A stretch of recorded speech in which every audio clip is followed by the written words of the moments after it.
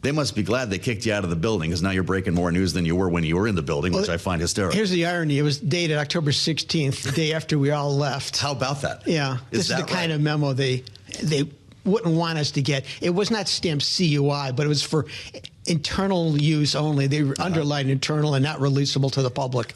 Okay. Someday I want to know how you got this. Yeah, right. Okay, so tell us what the problem is, because this is not a documentary. What's the Pentagon care about the movie? Okay, the memo is not a slash and burn that everything stinks in the movie. Yeah. It was not. It's fairly measured and fairly muted and fairly technical. It was meant to be a heads up for those in the Pentagon. If you get asked about this kind of thing? If they get asked about it and if it shows up in conversation. It had a limited run in theaters, and not every Pentagon official gets Netflix. So this was like a heads up memo. Understood. But it was fairly detailed, and it was not a slash and burn. They actually acknowledged that some of the film laid out the messages they wanted, that the U.S. could be attacked by a nuclear weapon, the value of deterrence. So it wasn't slash and burn, but it was a critique. A critique.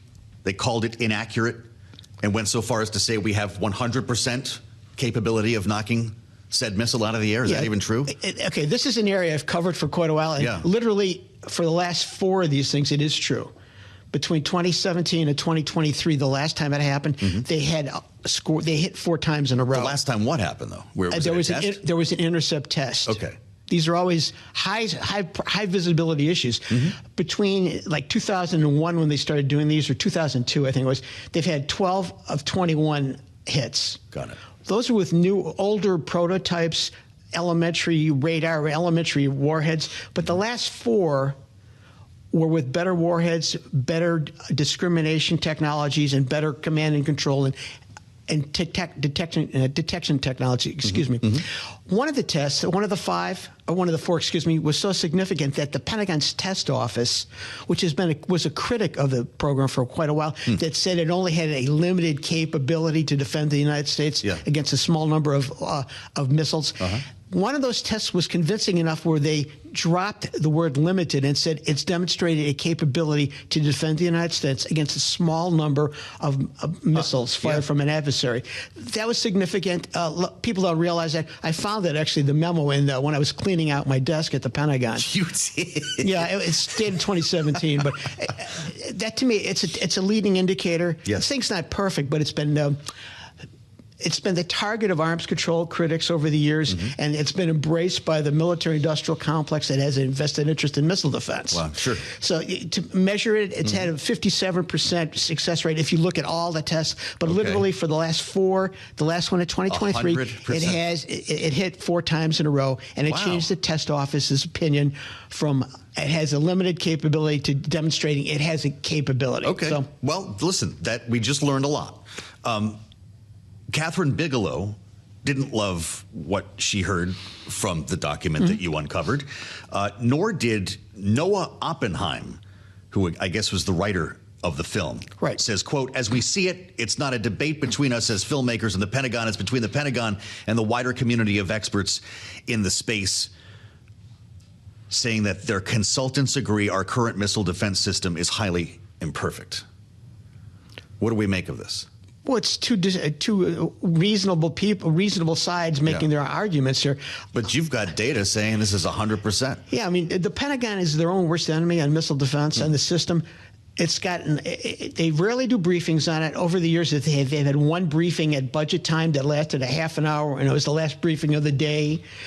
Congressional hearings, maybe one congressional hearing a year, and they just don't want it. They haven't talked about this very much to defend the system. So this movie comes out and raises legitimate questions that the public should ponder if they care about the subject, about whether things are effective. I mean, I got a couple questions out myself as someone who's pretty agnostic. One, would we only fire 2 ground-based interceptors at this missile if we've got 44 of them? Now we're really spoiling the movie. I don't even understand what that was all about. That's an unknown question that people may want to ask their congressmen, representatives. Is that really, would that be the case? And then we'll watch the thing just come on down into Chicago with, so you might want to try again. My kind of town. I'm from Chicago. I don't know why they picked Chicago, by the way. That's a whole other thing. Yeah, they don't even have stockyards anymore. But the other point I want to make, too. We definitely would know where the missile came from. That to me was unexplained. Maybe it was explained in an apocryphal side comment that I missed. But if I'm a citizen, I'd want to know. You'd know where this thing launched. We spent billions of dollars out of all these space-based constellations of satellites, and we couldn't find where this thing's coming from. And then we launch a nuclear attack on Russia or China based on a missile coming from an unknown location. That to me struck a strained credibility. All right, talk to us about the Golden Dome. Does this mean with 100% accuracy that we don't need to spend all this money on a space-based system? Okay, the Golden Dome is like the way Russia was described by Churchill, an enigma wrapped in a cloud in terms of from World War II. Yeah. They haven't disclosed much about the program except that President Trump said it'll cost $175 billion. And it's out for bidding now, is it not? Pieces are out there, but it's very elliptical. He wants this operational by the end of his term. Mm-hmm. Not possible. Not possible. There's no details on it. But if I'm a citizen who doesn't follow much about missile defense, and I see this movie, which was a lot of it was terrific, by the way, I would say to myself, wow, if these ground-based systems don't work and President Trump wants to have a Golden Dome, an umbrella over the country to protect us, maybe that's not such a bad idea. Right, yeah. That's a point of debate. I'm not making the point, but it's a point of debate if I'm a reasonable citizen watching this film. Exactly, sure. So fascinating to watch all of this. And it comes against the backdrop of this meeting the president had with China and news about some of the weapon systems that China's working on. Incidentally, hypersonics would be part of that, which we've discussed before. And I don't know how you knock a hypersonic missile out of the air. But we're hearing things about this nuclear torpedo that could cross an ocean. We're hearing about a drone, an undersea drone that could start a radioactive tsunami. Is this propaganda, or do they have this stuff? Well, there's a song, Everything Old is New Again. Yeah. I found the 2018 Missile Defense Review from when I was clearing out my desk. This was also in your desk. And there was, back then, they were talking about the Status 2, a Russian autonomous intercontinental nuclear-powered undersea autonomous torpedo.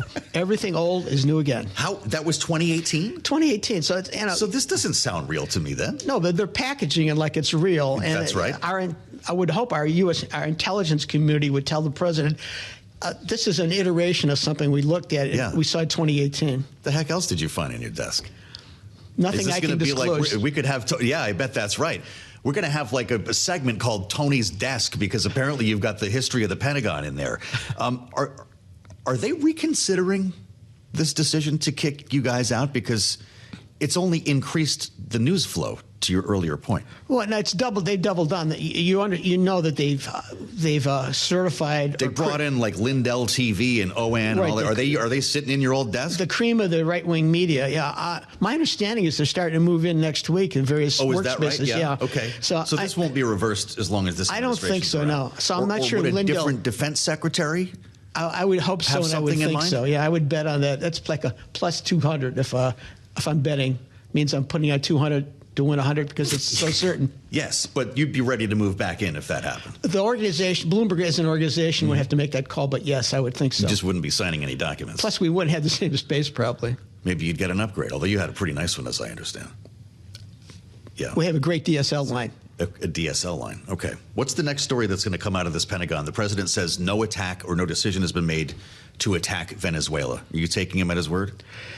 At this point, you have to, because he's in the Far East. Hex is in the Far East. Mm-hmm. And so maybe is this no about attack. Timing as opposed to as opposed planning? to timing. Plus, the moving in of assets, bringing in the carrier.